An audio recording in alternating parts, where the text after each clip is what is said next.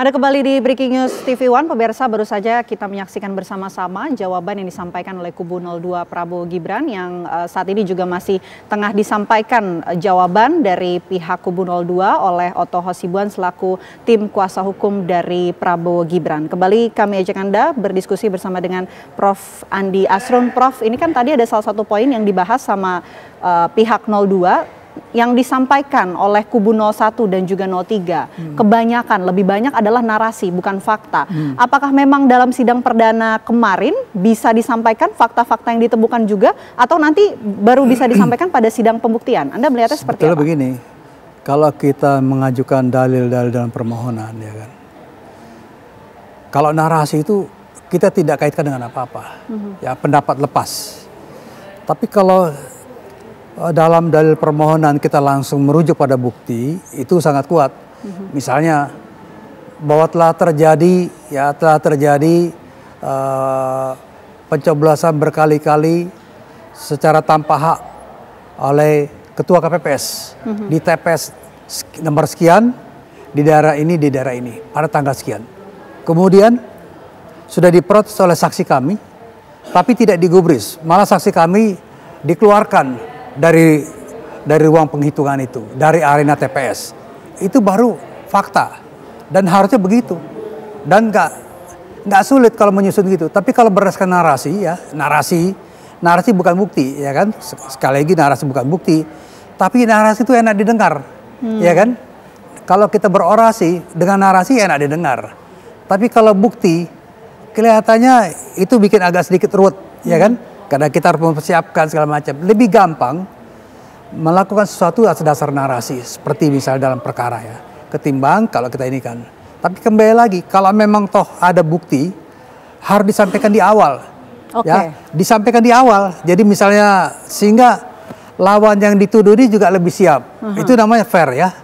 Tapi kalau disembunyikan hanya narasi doang, kemudian akhirnya nanti mau dipakai bukti, cantolannya di mana, ya kan? Misalnya bukti, kan kita biasa memberi kode, misalnya bukti P01, kemudian P1, P2, P sekian, ya, misalnya. Nah, bukti itu harus dikaitkan dengan dalil kita, mau dicantolin di mana, ya. Nggak bisa bukti itu tanpa ada korelasi dengan posita atau dengan dalil. Misalnya saya bikin tiba-tiba saya temukan bukti, sebelumnya tidak ungkapkan apa. Nah, bukti itu harus berkorelasi dengan posita, dengan pokok perkara, dengan dalil, baru bisa. Kalau narasi nggak bisa dipakai. Oke, tapi kalau Anda lihat dari permohonan yang disampaikan kubu 01 dan 03, apakah memang benar tidak ada fakta dalam permohonan kemarin, kebanyakan narasi? Kebanyakan narasi memang. Kebanyakan narasi. Kalau bukti, sejak awal mereka sudah bikin statement itu, bikin pernyataan. Ya kan, berdasarkan laporan saksi kami di daerah ini masalah begini, ya kan? Kan harusnya begitu ininya, berperkaranya. Kalau mau ingin sukses, ya kan? Kalau ingin sekedar tampil, ya bicara narasi. Itu bicara yang paling enak. Seperti kita memberikan kuliah, orasi ilmiah, ya kan? Orasi ilmiah bukan panggungnya MK di kampus, ya. Tapi kalau kita berperkara sejak awal kita mulai, saya dipraktek sebagai lawyer sejak tahun 90, ya. Hampir-hampir saya nggak pernah pakai narasi, mengandalkan dalil saya berdasarkan bukti. Itu baru orang ngerti, ya kan? Kan bukti kan sudah diajukan ini, ya kan, kemarin berapa kontainer tuh bukti itu saya lihat ya di TV, ya, berapa kontainer, itu yang harusnya diangkat, ya.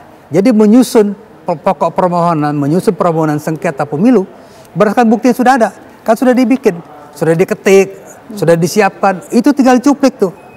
Tapi kan ternyata tidak terjadi. Kenapa? Karena ininya emosi politiknya lebih tinggi, ya, emosi politik lebih tinggi ketimbang nalar hukumnya.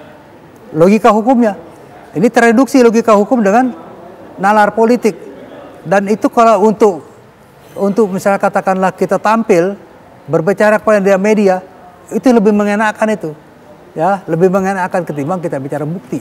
Jadi kalau buat saya cara berperkara yang salah, terus terang cara berperkara yang salah, ya kan?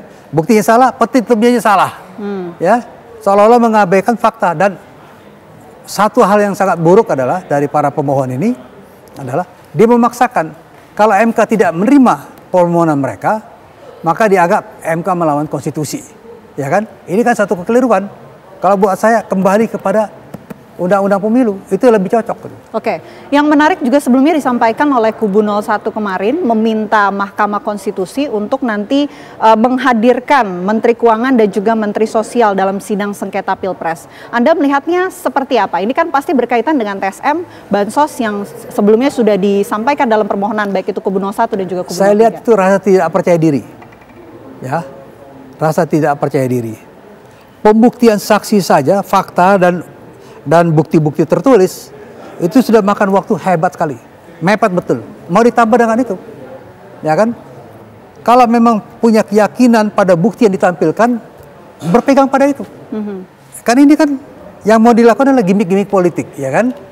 Langkah-langkah politik ini segala macam, ya kan? Kemudian akhirnya kan ada persetujuan presiden atau tidak, dan itu harus ada administrasinya untuk menghadirkan pejabat negara. Oke, artinya tidak memungkinkan ya melihat timing waktu tenggat yang diberikan. Sangat sulit. Kalau buat saya, lebih bagus fokus pada pembuktian bukti yang sudah ada.